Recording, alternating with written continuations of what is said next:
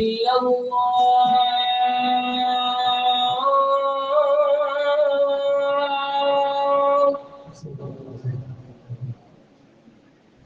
أشهد أن لا إله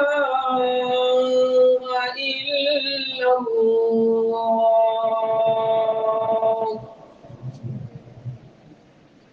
أشهد أن محمدا رسول الله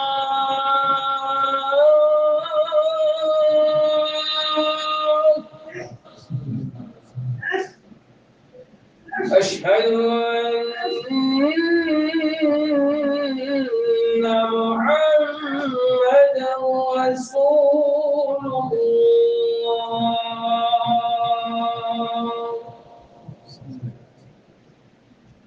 حي على الصلاة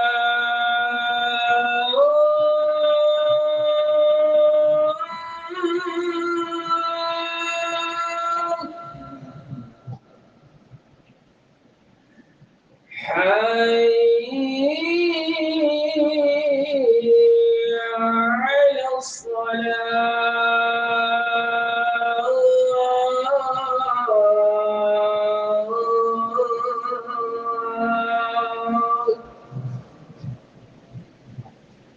حي على حي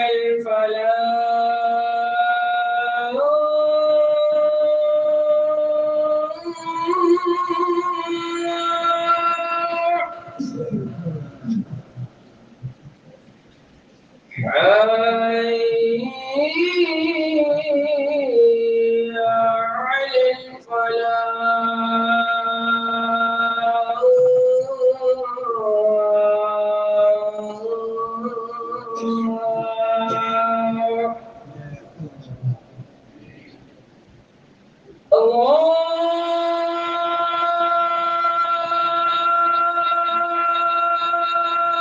الله أكبر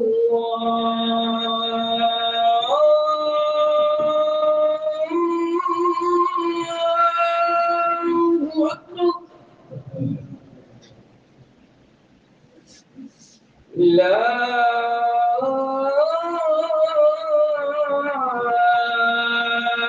إله إلا الله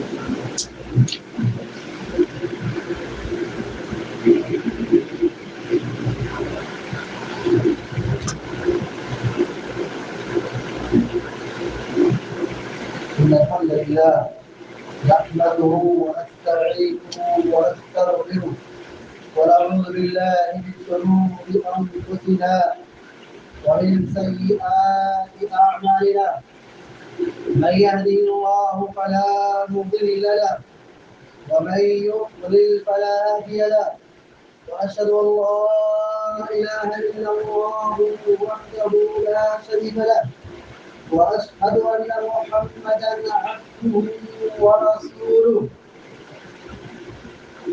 يا أيها الذين آمنوا اتقوا الله حق تقاته ولا تموتن إلا وأنتم مسلمون يا أيها الناس اتقوا ربكم الذي خلقكم من نفس واحدة وخلق منها زوجها وبث منهما رجالا كثيرا ونساء واتقوا الله الذي تساءلون به والأرحام إن الله كان عليكم رقيبا يا أيها الذين آمنوا اتقوا الله وقولوا قولا سديدا يصلح لكم أعمالكم ويغفر لكم ذنوبكم ومن يطع الله ورسوله فقد فاز فوزا عظيما أما بعد فإن خير الحديث كتاب الله وخير الهدي هدي محمد صلى الله عليه وسلم وشر الأمور محدثاتها وكل محدثة بدعة وكل بدعة ضلالة وكل ضلالة في النار. وقال الله عز وجل: أعوذ بالله من الشيطان الرجيم. إن أول بيت وضع للناس للذي ببكة مباركا وهدى للعالمين فيه آيات بينات مقام إبراهيم ومن دخله كان آمنا ولله على الناس حج البيت من استطاع إليه سبيلا. وقال النبي صلى الله عليه وسلم: من صلى صلاتنا واستقبل قبلتنا وأكل ذبيحتنا فذلك المسلم. آج کے جمعے کے خطبے میں خانہ کعبہ کی عظمت، کعبہ کی خصوصیات، کعبہ کے تئیں ہماری ذمہ داریاں، کعبہ کے متعلق فضائل کیا ہے، ان موضوعات پر کتاب و سنت کی روشنی میں چند باتیں رکھی جائیں گی۔ خانہ کعبہ یہ اللہ کا گھر جس کو ہم بیت اللہ کہتے ہیں، اور یہ سب سے پہلا اور سب سے مرکزی عبادت خانہ ہے۔ فرشتوں نے اس کو تعمیر کیا ہے، آدم علیہ السلام نے اس کی تعمیر کی ہے، ابراہیم علیہ السلام نے اس کی تعمیر کی ہے، اور پھر عہد نبوت میں اللہ کے نبی صلی اللہ علیہ وسلم کے زمانے میں اس کی تعمیر ہوئی، اور پھر بعد کے ادوار میں بھی اس کی تعمیر ہوئی، اور کعبہ آج تک باقی ہے۔ یعنی جب سے دنیا قائم ہے تب سے کعبہ ہے، اور جب تک کعبہ رہے گا تب تک دنیا رہے گی۔ کعبہ کو گرا دیا گیا، سمجھ جاؤ کہ دنیا کا زوال یقینی ہے اور قریب ہے۔ خطبہ مسنونہ کے بعد سورہ آل عمران کی ایک آیت آپ کے سامنے تلاوت کی گئی۔ اس آیت میں اللہ رب العالمین نے خانہ کعبہ کی 5 بڑی خصوصیات کا ذکر کیا ہے۔ اللہ تعالیٰ فرماتا ہے: إِنَّ أَوَّلَ بَيْتٍ وُضِعَ لِلنَّاسِ لَلَّذِي بِبَكَّةَ مُبَارَكًا وَهُدًى لِلْعَالَمِينَ۔ اس روئے زمین کا سب سے پہلا گھر، یعنی عبادت کے لیے جو گھر بنایا گیا ہے وہ خانہ کعبہ مکہ میں، مبارکا وہدی للعالمین، وہ خانہ کعبہ بابرکت ہے، مبارک ہے، اور سارے جہاں کے لوگوں کے لیے ہدایت کا مرکز ہے۔ فیہ آیات بینات، یہاں کعبہ کے پاس نشانیاں ہیں، معجزات ہیں، اللہ کی نشانیاں ہیں، اللہ کی قدرت کی پہچان ہے، اللہ کی الوہیت کی نشانیاں ہیں۔ مقام ابراہیم، کعبہ سے جڑا ہوا ایک حصہ ہے مقام ابراہیم، ابراہیم علیہ السلام کے پیر رکھنے کی جگہ۔ ومن دخلہ کان آمنا، اور جو یہاں داخل ہو گیا وہ امن میں رہے گا، سکون میں رہے گا۔ وَلِلَّهِ عَلَى النَّاسِ حِجُّ الْبَيْتِ مَنِ اسْتَطَاعَ إِلَيْهِ سَبِيلًا، جس کو اللہ نے مال کی نعمت سے، صحت کی نعمت سے مالا مال کیا ہے، اس پر یہ فرض ہے کہ وہ زندگی میں ایک بار خانہ کعبہ کا حج کرے۔ یہ قرآن کریم کی اس آیت کا مختصر ترجمہ ہے۔ اس آیت میں آپ غور کریں، خانہ کعبہ کی 5 خصوصیات بیان کی گئی ہیں۔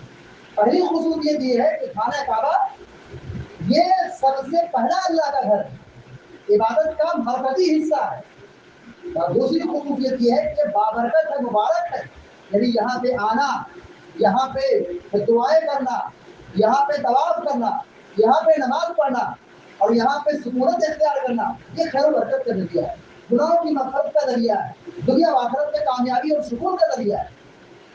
وَهُدًى لِلْعَالَمِينَ، تیسری خصوصیت یہ ہے کہ یہ لوگوں کے لیے ہدایت کا مرکز ہے۔ خانہ کعبہ ہدایت کا مرکز ہے، ہدایت یہی کعبہ سے نکلا ہے۔ اللہ کے نبی صلی اللہ علیہ وسلم مکہ میں پیدا ہوئے، مکہ میں آپ نبوت کی 13 سال سے گزارے، اور یہیں سے اسلام پوری دنیا میں پھیلا ہے۔ پھر 13 سال گزار کر کے آپ مدینہ آئے، مدینہ آپ 10 سال رہے، 23 سال نبوت کی زندگی ہے، اس میں سے 13 سال آپ مکہ میں رہے، مکہ سے ساری جگہوں پر اسلام پھیلا ہے، مکہ میں قرآن نازل ہوا ہے، اللہ کے نبی علیہ السلام کی ہزاروں حدیثیں آپ سے مکہ میں وارد ہوئی ہیں، بہت سارے احکام مسائل مکہ میں نازل ہوئے ہیں۔ تو خانہ کعبہ جو مسلمانوں کے لیے مرکزی حیثیت ہے، یہ ہدایت کا ترجمہ ہے، فیہ آیات بینات مقام ابراہیم، یہاں خانہ کعبہ میں بہت ساری نشانیاں ہیں، پہچان ہے۔ کیا نشانیاں خانہ کعبہ میں ہیں؟ خانہ کعبہ کے کونے میں ایک حجر اسود ہے جو جنت سے نازل ہوا ہے، جب یہ نازل ہوا تھا سفید پتھر تھا، بنی آدم کے گناہوں پر اس کا اثر یہ ہوا وہ کالا ہو گیا، ایک نشانی یہ ہے۔ مقام ابراہیم ہے وہاں پر، مقام ابراہیم کی تعریف کیا ہے؟ جب خانہ کعبہ کی تعمیر ہو رہی تھی تو اینٹ جیسے رکھتے جاتے دیوار اونچی ہوتی چلی گئی، اور پھر اس کے لیے بامبو اور بانس کی ضرورت پڑتی ہے، اور اس کو اوپر بیٹھ کر کے دیوار اونچی کرنے کے لیے مستری کو لکڑی اور پٹڑے کی ضرورت پڑتی ہے، پلائی کی ضرورت پڑتی ہے۔ لیکن اللہ رب العالمین کی طرف سے انعام تھا کہ جس پتھر پر کھڑے ہو کر کے ابراہیم علیہ السلام خانہ کعبہ کی تعمیر کر رہے تھے وہ پتھر اپنے آپ کو جیسے دیوار اونچی ہوتی جاتی اور آدمی کو اونچائی کی ضرورت پڑتی، ہاتھ بڑھانے کی ضرورت پڑتی، تو وہاں پہ پتھر اپنے آپ اللہ کے حکم سے اوپر ہو جاتا ہے، اور اس پاؤں پر اس پتھر پر ابراہیم علیہ السلام کے نشان، یہ اللہ تعالیٰ کی نشان ہے۔ خانہ کعبہ میں ایک حصہ حکیم کا ہے، خانہ کعبہ میں دروازہ ہے، رکن یمانی ہے، خانہ کعبہ کے آدو بازو میں صفا مروہ کی پہاڑیاں ہیں، یہ سب اللہ تعالیٰ کی نشانیاں ہیں۔ ومن دخلہ کان آمنا، کعبہ کی ایک پہچان، ایک خصوصیت یہ ہے کہ یہاں پر جو داخل ہو گیا، شہر مکہ میں جو داخل ہو گیا، حدود حرم میں جو داخل ہو گیا، وہ امن و امان ہے، وہ امن و امان ہے، اسے کوئی چھیڑ نہیں سکتا ہے، اسے کوئی مار نہیں سکتا ہے، اس کا مال کوئی چھین نہیں سکتا ہے، اسے کوئی نقصان نہیں پہنچا سکتا ہے۔ زمانے جاہلیت میں صورتحال یہ تھی، جہالت اس طرف تھی، پہچانتے نہیں تھے، لیکن جب وہ حرم میں داخل ہو جاتے، کعبہ میں داخل ہو جاتے، مسجد حرام میں داخل ہو جاتے، وہ اپنے باپ کے قاتل کو اپنی نگاہوں کے سامنے دیکھتے تھے، لیکن بدلہ نہیں لیتے، مار پیٹ نہیں کرتے، جنگ و جدال نہیں کرتے، خون خرابہ نہیں کرتے، یہ زمانے جاہلیت کی بات ہے۔ اسلام میں اس کی تاکید اور بڑھ جاتی ہے، اور دخلہ کان آمنا، جو یہاں داخل ہو جائے وہ امن و امان رہے گا۔ آدمی ڈپریشن میں ہو، ٹینشن میں ہو، تکلیف میں ہو، بیماری میں ہو، آدمی حرم میں داخل ہو جائے اسے اتنا سکون ملتا ہے، اس کی کوئی انتہا نہیں ہے، اس کی کوئی انتہا نہیں ہے۔ وَلِلَّهِ عَلَى النَّاسِ حِجُّ الْبَيْتِ مَنِ اسْتَطَاعَ إِلَيْهِ سَبِيلًا، ایک کعبہ کی خصوصیت یہ ہے یہاں پر حج عمرہ ہو جائے، یہاں پر اسلام کا 5واں رکن جس کا تعلق مالی اور بدی دونوں عبادت سے، یہ عبادت خانہ کعبہ کے سائے میں ادا ہوتی ہے۔ یہ خانہ کعبہ کی کچھ خصوصیات ہے جو یہاں اس آیت میں آپ کے سامنے رکھی ہے۔ خانہ کعبہ ہمارا قبلہ ہے، ہم ہر نماز شروع کرنے سے پہلے خانہ کعبہ کی طرف چہرہ کرتے ہیں۔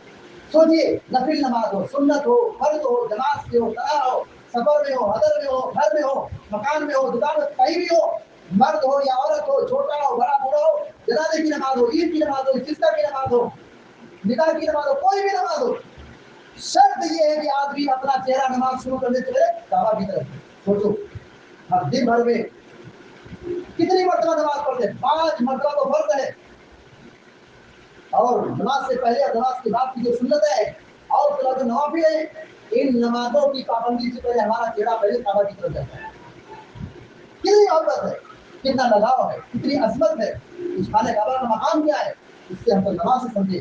توحید کے قبول کرنے کے بعد، مسلمان ہونے کے بعد سب سے بنیادی، سب سے بڑا فرض نماز کی پابندی ہے، اور نماز کا جب نماز کی ہم بات کرتے ہیں تو نماز شروع کرنے سے پہلے خانہ کعبہ کا تصور ہمارے سامنے ہوتا ہے کہ آپ جب تک چہرہ نہیں کریں گے بھائی نماز ہوگا۔ خانہ کعبہ ہمارا قبلہ ہونے کے ساتھ ساتھ یہ ہماری اسلام کی پہچان ہے۔ کعبہ یہ کیا ہے؟ ہمارے اسلام کی پہچان ہے۔ کعبہ تو مکہ میں ہے، لیکن اس کی عظمت کا حصہ یہ ہے کہ وہ ہمارے اسلام کی پہچان ہے۔ جب ہم کعبہ کا احترام بجا لاتے ہیں، کعبہ کی عظمت کو سمجھتے ہیں، کعبہ کی طرف چہرہ کر کے نماز پڑھتے ہیں، یہ ہمارے اسلام کی پہچان ہے۔ پیارے نبی صلی اللہ علیہ وسلم فرماتے ہیں من صلی صلاتنا واستقبل قبلتنا واكل ذبیحتنا فذلك المسلم، کہا جو نماز پڑھے ہمارے نماز پڑھنے کی طرح، اور جو خانہ کعبہ کی طرف چہرہ کر کے رخ کرے नमाज पढ़ने के लिए खाना काबा से अपना चेहरा करे और हमारा जरिया खाए, यानी मुसलमानों के हाथ से जरा किया जानवर का गोश्त खाए। 3 बातें हैं, मुसलमान के हाथ से जानवर से जरा किया हुआ गोश्त खाए, खाना काबा की तरफ चेहरा करे और नमाज की पाबंदी नबी के तरीके के मुताबिक करे। आपने फरमाया कहा फज़ाइल मुस्लिम, वो मुसलमान है, यानी उसके खून, उसकी जान, उसकी माल, उसकी इज्जत व आबरू की हिफाजत करना हर मुसलमान की फर्ज है। तो खाना काबा की अजमत ये हमारे इस्लाम की पहचान है। इसी तरीके से खाना काबा ये मरकज़ हिदायत है, हिदायत का तो चश्मा है, वही से इस्लाम फैला है। और इसी तरीके से खाना काबा ये तौहीद का मरकज़ है, ये तौहीद का सेंटर है। खाना काबा की एक एक ईंट तौहीद की बुनियाद पर है। इब्राहिम अलैहिस्सलाम ने खाना काबा की तामीर की, उनको ये मरकज़ियत हासिल है। खाना काबा की एक एक ईंट तौहीद की बुनियादों पर है और इसी तौहीद का नतीजा है, ये बरकत है, ये मुबारक है कि आज तक काबा सलामत है। कितने फितने उठे, कितनी लड़ाइयाँ हुई, कितने क़िताल हुए, कितना खून खराबा हुआ उसी सरज़मीन मक्का के अंदर। ज़माने जाहिलियत में क्या नहीं होता था, कौन सी ऐसी बुराई जो नहीं करते थे, लेकिन एक खूबी उनके अंदर ये थी कि उन्होंने काबा की हिफाजत की, काबा की हिफाजत की थी, काबा का अदब व एहतराम मजबूत रखा था। खाना काबा के सामने मारपीट, खून खराबा ये सब वो अंजाम नहीं देते थे। तो खाना काबा की बुनियाद तौहीद पर है, ये तौहीद का मरकज है, तौहीद का सेंटर है और ये वो सरजमीन है। खाना काबा ये वो मक्का और वो शहर है, ये वो मस्जिद है। जब हम बात करते हैं फरिश्तों की, फरिश्ते मासूम मखलूक है, अल्लाह उन्हें सिर्फ इबादत के लिए पैदा किया है। 24 घंटा फरिश्ते इबादत करते हैं। अगर वो मंजर जो फरिश्तों की इबादत का मंजर है, 24 घंटा लम्हा लम्हा हमेशा सज्जे में इबादत में अपना वक्त गुजारते फरिश्ते, तो अल्लाह की नाफरमानी नहीं करते। अगर इस दुनिया में, इस कायनात में वो मंजर इस जमीन पर अपनी निगाहों से देखना चाहते हैं, वो काबा की बरकत की हैसियत है। 24 घंटा वहाँ आपको इबादत की, 24 घंटा किसी लम्हा आप जाए, दिन हो रात हो, सुबह हो शाम हो, धूप हो बारिश हो, गर्मी हो सर्दी हो, कोई ऐसा लम्हा नहीं गुजरता खाना काबा का तवाफ न होता। खाना काबा में खाना काबा का तवाफ 24 घंटा होता है। यहाँ पे जिक्र की इबादत, तिलावत की इबादत, नमाज की इबादत। सूरज डूब रहा हो तो उस तवाफ के बाद 2 रकात नमाज पढ़ना जाए, जबकि सूरज डूबते वक्त, निकलते वक्त, सवार के वक्त और दोहर के बाद, असर के बाद और फजर के बाद ये नफिल नमाज का पढ़ना आर्जी तौर पर मना है, हम लोगों के लिए मना है। लेकिन खाना काबा के पास तवाफ की 2 रकात, तवाफ की इबादत, ये 24 घंटा वो मंजर जो फरिश्तों का मंजर है, जो हमेशा वो इबादत करते हैं, वो इबादत का लोकेशन अगर हमें नापना हो, तौलना हो, देखना हो और जायजा लेना हो, सर्वे करना हो तो खाना काबा के सामने जाकर बैठ के देखो, खाना काबा के अंदर। इसी तरीके से खाना काबा ये अमन का मरकज है। यहाँ पे इंसान से इंसान मोहतरम है, इंसान की जानो माल जो आबरू से खिलवाड़ नहीं किया जा सकता है।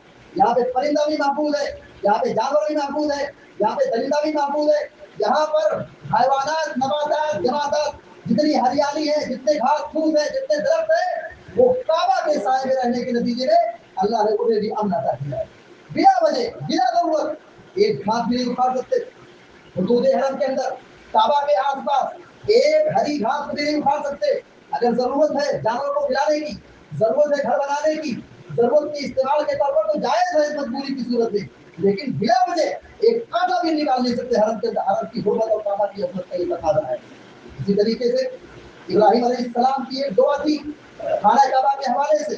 खाना काबा की अजमत ये है, यहाँ आदमी जाने के लिए तड़पता है, यहाँ जाने के लिए आदमी तरसता है, यहाँ आदमी जाने के लिए आंसू बहाता है, बड़ी उम्मीदें वाबिस्ता होती है। इब्राहिम अलैहिस्सलाम ने खाना काबा की तामीर के बाद दुआ की थी, बहुत लंबी दुआ है, उसका खुलासा ये है। इब्राहिम अलैहिस्सलाम ने दुआ की थी, फजअल अफइदतन मिनन्नास तहवी इलैहि, कहा है रब्बुल आलमीन, लोगों के दिलों में काबा की अजमत को और मोहब्बत को पैदा कर दे, लोग यहाँ आने के लिए उनका दिल मायल रहे, उनका दिल झुका रहे।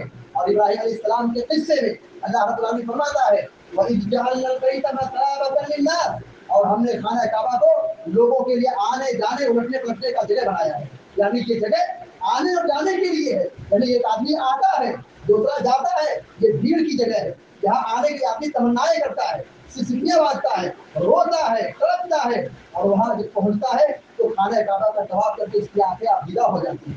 और इसी तरीके से یہ سرزمین ہے، یہ کعبہ ہے جہاں پر آدمی مرنے کی تمنا کرتا ہے کہ آدمی جب میری موت آئے تو کعبہ میں آئے، مکہ میں آئے، چار مسجد حرام میں آئے۔ اسی طریقے سے ابراہیم علیہ السلام نے اس وادی غیر زرع کے لیے جب مکہ بتایا گیا تھا، مکہ کی تاریخ یہ تھی، اس مکہ کعبہ کے دائرے نہ کوئی پانی تھا، نہ کوئی کنواں تھا، نہ کوئی نہر تھی، نہ کوئی درخت تھا، وادی غیر زرع کو اللہ نے بیان فرمایا ہے۔ یہ اللہ رب العزت فرماتا ہے کہ ہم نے ابراہیم علیہ السلام کو کہاں بتایا ہے؟ وادی غیر زرع میں، جہاں پہ ہریالی نہیں، جہاں پہ اناج نہیں، کوئی درخت نہیں، کوئی پودا نہیں، ایسی سرزمین پر ابراہیم علیہ السلام نے اپنی اولاد کو بتایا تھا، اور پھر یہ دعا کی تھی وَارْزُقْهُم مِّنَ الثَّمَرَاتِ، اے اللہ مکہ والوں کو، کعبہ کے پاس والوں کو، حرم کے پاس والوں کو پھلوں کی روزی عطا ہے۔ ابراہیم علیہ السلام کی دعا قبول ہوئی اور رہتی دنیا تک یہ تاریخ رہی ہے، دنیا کے کونے کونے میں وہ پھل آپ کو نہیں ملے گا، لیکن مکہ کی سرزمین پر کعبہ کے سائے میں آپ کو ہمیشہ پھل ملتا رہے گا۔ یہ آج کے زمانے کی بات نہیں کہ اسٹور کیا جا رہا ہے، یہ پچھلے زمانوں کی بھی تاریخ رہی ہے۔ سرزمین مکہ کے اندر اللہ رب العالمین نے ابراہیم علیہ السلام کی دعا کو قبول کیا، جو وادی غیر زرع تھی۔ آج بھی اس سرزمین پر کوئی پھل نہیں اگتا ہے، جو پھل ہے کھجور ہے مدینہ سے آتی ہے، قصیم سے آتی ہے، طائف سے انار آتا ہے، انگور آتا ہے، کشمش آتی ہے، اور بہت سارے میوہ جات دوسرے شہروں کے مکہ کے اندر صبح و شام وہاں پہ آتا ہے، لیکن سرزمین شہر مکہ کے اندر کوئی پھل نہیں اگتا ہے۔ وہ وادی سنگلاخ ہے، پہاڑی زمین ہے، وہاں پانی کے لوگ ترستے ہیں، پانی کی کمی ہے۔ اللہ رب العالمین نے زمزم کی شکل میں ایک بہت بڑی نعمت اللہ تعالیٰ نے مکہ والوں کو عطا کیا ہے، لیکن وہ صرف مکہ تک محدود نہیں رہا، مکہ سے مدینہ، عرب سے باہر پوری دنیا کے اندر لوگ حج عمرہ کے لیے آتے جاتے ہیں، اور سارے حجاج اپنے پانی پینے کے لیے، کھانے کے طور پر، پینے کے طور پر، علاج کے طور پر، شفا کے طور پر وہ پانی استعمال کرتے ہیں۔ اور آج سے 30 سال پہلے کا آپ تاریخ پڑھے، وہ زمزم کا پانی جو مبارک پانی ہے، شفا ہے، اور جو کعبہ کے بالکل دیوار کے بازو میں کنواں ہے، اللہ رب العالمین نے اس کنویں کے اندر ایسی برکت ڈالی ہے، ہزاروں سال گزر گئے۔ ابراہیم علیہ السلام نے اپنے بچوں کو وہاں بتایا تھا، وہاں سے کنواں سے پانی نکلا، اور پھر وہ کنواں نبی علیہ السلام کے زمانے سے لے کر کے آج تک وہ پانی امت مسلمہ کو سیراب کر رہا ہے۔ وہ صرف پانی نہیں ہے، وہ اللہ کی بہت بڑی نشانی ہے، اور وہ کھانا بھی ہے، وہ شفا بھی ہے، اس سے بیماریوں کا علاج بھی ہوتا ہے۔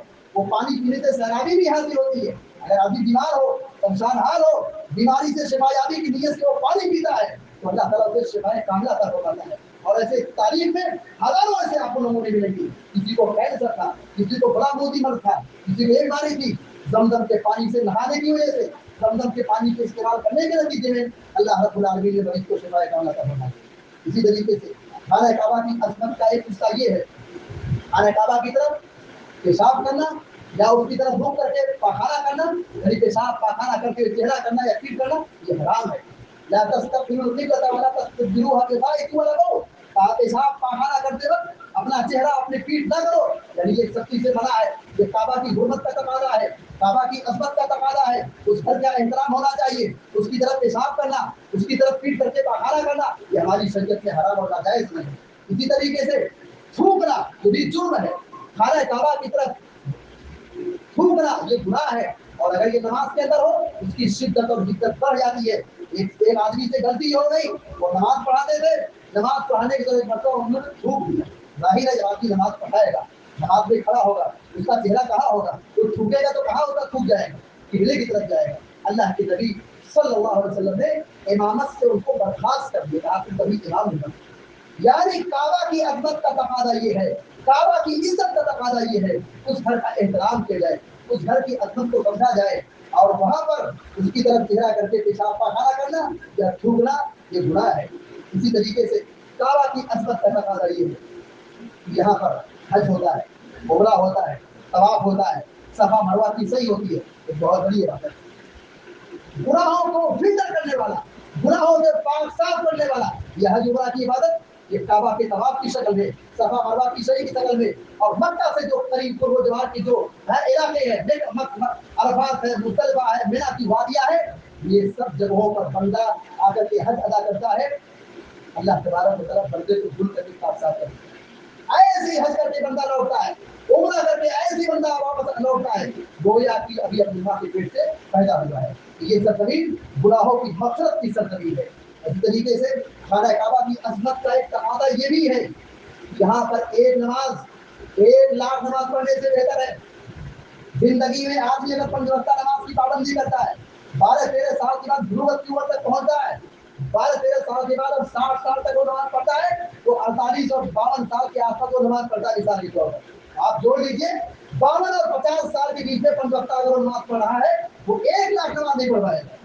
مکہ میں پہنچنے والا، کعبہ کا طواف کرنے والا، حج عمرہ کرنے والا، مکہ میں رہنے والا شخص جو کعبہ کی عظمت کو سمجھتا ہے، وہاں ایک وقت کی نماز پڑھتا ہے، چاہے وتر کی نماز ہو، سنت ہو، نفل ہو، فرض ہو، امام کے پیچھے ہو، طرح ہو، اگر وہ مسجد حرام کے اندر وہ ایک نماز پڑھتا ہے، چاہے وہ 1 رکعت ہو، 2 رکعت ہو، 3 رکعت ہو، 4 رکعت ہو، جتنی جس کو نماز کہا گیا ہے، وہ ایک نماز دنیا کے کسی کونے میں نماز پڑھ لو 1,00,000 نماز پڑھنے سے بہتر ہے۔ یہ کعبہ کی عظمت کا تقاضا ہے۔ اسی طریقے سے یہ سرزمین مکہ، خانہ کعبہ، یہ معجزات کی سرزمین ہے، معجزات کی سرزمین ہے۔ کتنے معجزے یہاں پہ آئے، اللہ کے نبی صلی اللہ علیہ وسلم کی سینے مبارک کو چاک کیا گیا اسی سرزمین مکہ کے اندر، کعبہ کے سائے میں آپ کا آپریشن ہوا ہے۔ اسی طریقے سے زمزم کا کنواں اسی مکہ کے بازو میں ہے، مقام ابراہیم ابراہیم اسلام کے پیر کے ساتھ اسی کعبہ کے سائے میں، صفا مروا پہاڑی کعبہ کے آزو بازو میں ہے، حجر اسود جنت کا پتھر ہے۔ اللہ کے نبی علیہ السلام کو نبوت ملی، قرآن نازل ہوا، یہ سب سے بڑا معجزہ ہے۔ اسی طریقے سے اللہ کے نبی ابراہیم علیہ السلام اپنے بیٹے کو ذبح کیا، قربانی کے لیے لایا، اس سرزمین میں بنا کیے بغیر۔ یہ جو کعبہ کے آس پاس کا جو ایریا ہے، یہ ارض المعجزات ہے، یہ معجزات کی جگہ ہے۔ اسی سرزمین پر اللہ کے نبی علیہ السلام نے چاند کی طرف اشارہ کیا، چاند کو ٹکڑا ہو گیا۔ اللہ اکبر، یہ ارض المعجزات ہے۔ اسی طریقے سے خانہ کعبہ کا احترام یہ دنیا کی عصمت کا، دنیا کی سلامتی کا نتیجہ ہے۔ اور جب کعبہ کا احترام ختم ہو جائے گا، کعبہ کو لوگ گرائیں گے، کعبہ کا احترام بھول جائیں گے، سمجھ جاؤ دنیا کا زوال آ چکا ہے۔ اللہ کے نبی صلی اللہ علیہ وسلم فرماتے ہیں لا تزال هذه الامه بخير ما اعظموا هذه الحرمه حق تعظيمها۔ جب تک لوگ خانہ کعبہ کی عظمت کو سمجھتے رہیں گے، خانہ کعبہ کا احترام کرتے رہیں گے، جو اس کا حق ہے حق ادا کرتے رہیں گے، یہاں پہ خانہ کعبہ کا اس کا احترام بجا رہا ہے، اس کا طواف کیا جائے، حج عمرہ کیا جائے، نماز میں قبلہ کی طرف کھڑا ہوا جائے، بہت سارے تقاضے ہیں۔ بندہ جب تک خانہ کعبہ کی عزت و حرمت کا پاس و لحاظ کرتے رہیں گے، جانتے ہیں اللہ تعالیٰ کی رحمتیں برکتیں نازل ہوتی رہیں گی۔ فَإِذَا ضَيَّعُوا ذَلِكَ هَلَكُوا، اور جب وہ لوگ خانہ کعبہ کی عظمت کو فراموش کر جائیں گے، لوگ برباد ہو جائیں گے، لوگ برباد ہو جائیں گے۔ اسلام کی شروعات مکہ و مدینہ سے ہے، اور آخری زمانوں میں بھی اسلام وہاں تک آخری دور میں باقی رہے گا۔ آپ جانتے ہیں عیسیٰ علیہ السلام کا نزول ہوگا، مہدی علیہ السلام دنیا میں آئیں گے، اور اس وقت اتنے فتنے ہوں گے، یاجوج ماجوج کا فتنہ، دجال کا فتنہ، ان سارے فتنوں کے باوجود خانہ کعبہ کا حج برقرار رہے گا۔ اللہ کے نبی صلی اللہ علیہ وسلم فرماتے ہیں لَيُحَجَّنَّ الْبَيْتُ وَلْيُعْتَمَرَنَّ بَعْدَ خُرُوجِ یأجوج وماجوج، یاجوج ماجوج کے فتنے کے بعد بھی خانہ کعبہ کی عظمت باقی رہے گی۔ عیسیٰ علیہ السلام آ جائیں گے، دجال آ جائے گا، ہلاک ہو جائے گا، یاجوج ماجوج کا فتنہ آئے گا، عیسیٰ علیہ السلام کا نزول ہوگا، مہدی علیہ السلام پیدا ہوں گے، فتنے ختم ہو جائیں گے، اس کے باوجود بھی خانہ کعبہ کا طواف اور حج عمرہ اس کی عظمت جیسے پہلے سے باقی تھی، ویسے ہی ان ادوار کے اندر بھی حج عمرہ کی وجہ باقی رہے گی۔ اور آخری زمانے میں قرب قیامت جب اسلام کا خاتمہ ہو جائے گا، مسلمان مکہ و مدینہ بہت کمزور ہوں گے، آہستہ آہستہ ان کا بھی خاتمہ ہو جائے گا، حرم شریف کھنڈر میں تبدیل ہو جائے گا، حرم شریف خالی ہو جائے گا۔ ایسے پرفتن دور میں جہاں مسلمانوں کی میجورٹی نہیں ہوگی، مسلمان اقلیت میں ہوں گے، کمزور ہوں گے، کم ہوں گے، مکہ و مدینہ میں صرف رہیں گے، ایسے دور میں حبشہ کا ایک ٹیڑھا آدمی، کمزور آدمی، دبلا پتہ پاؤں والا آدمی آئے گا اور خانہ کعبہ کو گرا دے گا۔ اس سے پہلے آپ دیکھیں تاریخ پڑھیں، صحیح بخاری اور صحیح مسلم کی روایت ہے، اللہ کے نبی صلی اللہ علیہ وسلم نے فرمایا لوگ کعبہ کے خلاف تحریکیں چلائیں گے، لوگ گھر سے نکلیں گے، بار بار نکلیں گے، قیامت کے قریب بار بار اپنے گھروں سے نکلیں گے، اور بڑی تعداد ہوگی، بڑی لمبی فوج ہوگی خانہ کعبہ کو گرانے کے لیے، خانہ کعبہ کو ڈھانے کے لیے، خانہ کعبہ کو مسمار کرنے کے لیے۔ لیکن انجام کیا ہوگا جانتے ہیں اللہ تبارک و تعالیٰ جب اپنے گھروں سے نکلیں گے اللہ تبارک و تعالیٰ مکہ کے قریب چٹیل میدان میں ان کو اللہ تعالیٰ زمین پھنسا دیا. یخسف بہم فی اولہم وآخرہم، پھر ان کے اول و آخر یعنی جتنے لوگ بھی نکلے ہوں گے سب کو اللہ تعالیٰ تہس نہس کر دے گا. برباد کی رحمت کرتا ہے کہ اللہ تبارک و تعالیٰ عذاب بھیجتا ہے، برباد کرتا ہے ایسے لوگوں کو جو اللہ کے گھروں کو گرانے کی کوشش کرتے ہیں. ابھی انہوں نے گرایا نہیں ہے، وہاں مکہ پہنچے نہیں ہیں. اللہ تبارک و تعالیٰ ان کی چالوں کو، ان کے مکر و فریب کو، ان کی طاقتوں کو، ان کی عزائم کو اللہ تبارک و تعالیٰ برباد کر کے زمین میں دھسا دیا. یہ ایک مرتبہ کا واقعہ نہیں ہے، 10 بار اللہ تعالیٰ زمین میں دھسائے گا، دھسائے گا، برباد کرے گا، برباد کرے گا. یہاں تک کہ بالکل آخری دور میں جب مسلمان اقلیت میں ہوں گے، کمزور ہوں گے، صرف مکہ اور مدینہ کے اندر کچھ چند مسلمان ہوں گے اور حرم خالی ہوگا، ایسے دور میں ایک آدمی حبشہ کا آئے گا. اللہ کے نبی صلی اللہ علیہ وسلم فرماتے ہیں یحرم الکعبۃ ذوالقطعین من الحبشہ، حبشہ کا ایک دبلی پتلی پنڈلی والا آدمی خانہ کعبہ گرا دے گا. کأنی بھی اسود ابہج یقرأ حجرا، حجر بخاری کی روایت ہے، گویا کہ اس آدمی کو دیکھ رہا ہوں، کالا ہے، کلوٹا ہے. سودان کا آدمی کیسا ہوگا؟ کالا کلوٹا ہے، دبلی پتلی، ٹیڑھی ران والا ہے، ٹیڑھے پاؤں والا ہے، انہیں چلنے کی بھی طاقت نہیں ہے. اس کمزوری کے باوجود بھی وہ کعبہ کی ایک اینٹ سے نکال کر کے خانہ کعبہ گرا. جب کعبہ گر جائے گا تو اب مسلمانوں کا زوال ہے، اور اس زوال کے بعد خانہ کعبہ کے زوال کے بعد دنیا سلامت ہونے کی خبر. کیا مطلب ہوا؟ اس دنیا کی سلامتی خانہ کعبہ سے ہے، اللہ کے گھر سے ہے. اللہ کا گھر نہیں رہے گا یہ دنیا میں ہے. اور جب اس گھر کو گرانے کی پلاننگ ہوگی اللہ تعالیٰ ان کو برباد کر دیے. قرب قیامت کی بات بیان کی جا رہی ہے. اور اس سے پہلے جس سال اللہ کے نبی صلی اللہ علیہ وسلم پیدا ہوئے تھے، جس کو عام الفیل کا سال کہا جاتا ہے، اس سال کیا ہوا تھا؟ پیارے نبی کی پیدائش کے 50 دن پہلے ایک بہت بڑا حادثہ مکہ میں پیدا ہوا تھا. کیا واقعہ تھا؟ واقعہ یہ تھا کہ کچھ لوگ خانہ کعبہ گرانے کے لیے ابرہہ کا لشکر آیا تھا، بہت دور دراز سے آیا ہوا تھا. ایک معاملہ انجام ہوا تھا جس کے نتیجے کو بدلہ لینے کے لیے خانہ کعبہ گرانے کی کوشش کی. اور پھر اس سے پہلے مکہ سے قریب جو اونٹ چل رہے تھے اس اونٹ کو بھگا لے گیا، نقصان ہو گیا مکہ کے لوگوں کا. اللہ کے نبی صلی اللہ علیہ وسلم کے دادا عبد المطلب زندہ تھے، اس وقت موجود تھے. عبد المطلب نے اس کو کہا تھا اونٹ ہمارا ہے، اس کی حفاظت کی ذمہ داری ہماری ہے، اونٹ ہم کو دے دو اور وہ کام کعبہ گرانے جا رہا، تمہارا کعبہ گرا دیں گے. عبد المطلب نے کہا تھا تم کعبہ گرا دو، کعبہ میرا نہیں ہے، کعبہ اس رب کا ہے، وہ اللہ اس کی حفاظت کرے گا. اس کا نتیجہ کیا ہوا؟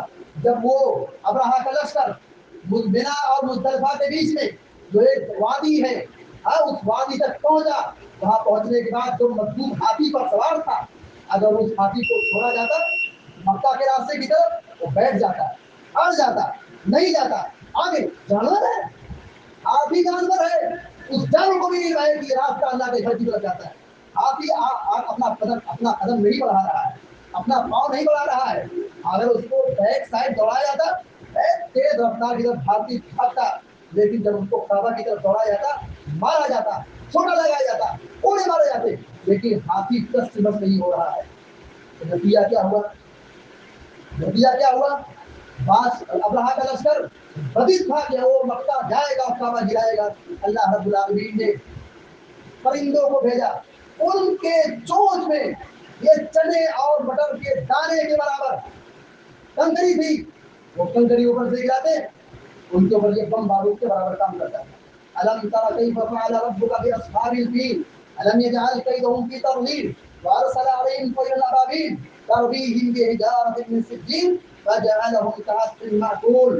یہ کعبہ کی عظمت کا حصہ ہے کہ اللہ رب العالمین نے قرآن کریم میں سورۃ الفیل نازل فرمایا ہے. ہاتھی والوں کا واقعہ ذکر کیا ہے، ابرہہ کے لشکر کا ذکر کیا ہے. وہ بڑی طاقت میں تھے، میجورٹی میں تھے، اکثریت میں تھے، قوت میں تھے، ہاتھی پر سوار ہو کر کے آئے تھے. ان کے پاس طاقت تھی، وہ خانہ کعبہ گرا سکتے تھے، وہ گرانے میں ناکام نہیں ہو سکتے تھے. لیکن یہ گھر اللہ کا ہے، اللہ اپنے گھروں کی حفاظت کرتا ہے. دعا ہے گزارش کہ اللہ تبارک و تعالیٰ ہمیں اور آپ کو کعبہ کی عظمت کو دینے کی توفیق عطا فرمائے اور ہم سب کو حج بیت اللہ کی طرف نصیب فرمائے. اور جو کعبہ کے پاسبان ہیں اللہ تعالیٰ مملکت اس وقت سعودیہ عربیہ ہو اللہ تعالیٰ خدائے خیر عطا فرمائے. جو کعبہ کی خدمت کے لیے اور حجاج کرام کی خدمت کے لیے اپنی ساری انرجی اور اپنے سارے دولت صرف کر رہے ہیں اللہ تعالیٰ انہیں سلامت رکھے اور ان کو ترقی عطا فرمائے اور مکاروں کی مکاری سے اللہ تعالیٰ کعبہ کی اور کعبہ کے پاسبانوں کی حفاظت فرمائے. ہمیں جو بیمار اللہ تعالیٰ نے شفائے کاملہ عطا فرمائے. جو پریشان اللہ کی پریشانی کو دور فرمائے. جو تنگستوں کی تندرستی کو دور فرمائے. جو مقروض ہے اللہ تعالیٰ کی قرض کی ادائیگی کو آسان فرمائے. جو ایمان کے حالت کی دنیا سے رخصت ہو چکے اللہ تعالیٰ ان کی قبر کو نور سے بھر دے. کروڑ کروڑ جنت نصیب فرمائے اور ہمیں اور آپ کو ہمیں قبر سے بچائے اور ہم سب کو اپنے فضل و کرم سے جنت الفردوس میں داخلہ نصیب فرمائے. آمین رب العالمین. اقول قولي هذا واستغفر الله لي ولكم ولسائر المسلمين فاستغفروه انه غفور رحيم. وصلى الله على نبينا محمد وسلم تسليما كثيرا.